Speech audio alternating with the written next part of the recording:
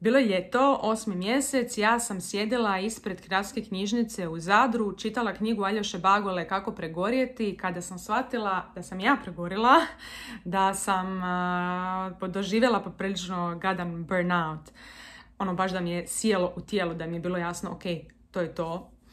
Već početkom te godine sam shvatila da nešto nije kako treba, jer sam prije svega bila sporija.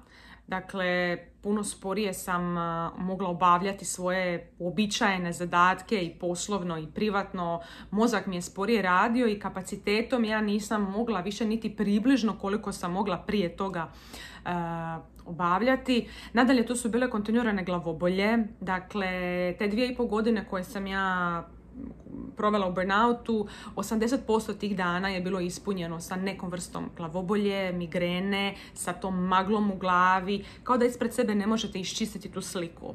Znači, jako je teško raditi i funkcionirati u privatnom i poslovnom životu sa takvim simptomima. Ostatak tijela, dakle grčevi u crijevima, u želucu, cijelo grčenje zapravo nekako tijela kada se trebaju obavljati nekakvi zadaci koji su prije dolazili s lakoćom, osjećaj povraćanja, jednostavno kada pomislite na posao, na to nešto što trebate napraviti od onog uobičajenog veselja i radosti, neke motivacije koje ste imali prilikom obavljanja tih zadataka. Jako slaba socijalna baterija. Dakle, ja nisam 1,5 godina mogla otići sa svojim prijateljima na kavu, na neko druženje, da uživam u tom druženju bez tog nekakvog grča, bez te nekakve društvene anksioznosti koje inače nisam imala jer sam jako ekstrovertirana i volim provoditi vrijeme s ljudima i to me puni. Ali ja naprosto nakon tih nekoliko sati rada dnevno, koliko sam bila u stanju raditi, ja nisam imala više energije ni za što. Niti za jednu kavu sa prijateljima.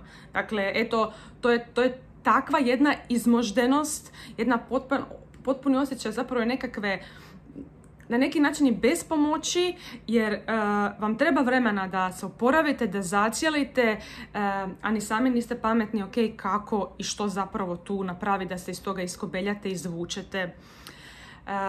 Upravo zato da preveniramo sve to i još drugih XY simptoma o kojima ću govoriti u budućim videima, radimo konferenciju o burnoutu na kojoj iskreno, otvoreno govorimo o tome što je zapravo burnout, kako da ga prepoznate, jer ja nisam znala da je to burnout, dok ni mi nije Aljoša Bagola to sve u toj knjizi nekako sakupio, ja sam skužila, prepoznala sam se o tome, rekla ok, da, vidi, tako je meni, znači to je to, i onda kasnije kroz razgovore i sa drugim poduzetnicima, terapeutima i tako dalje.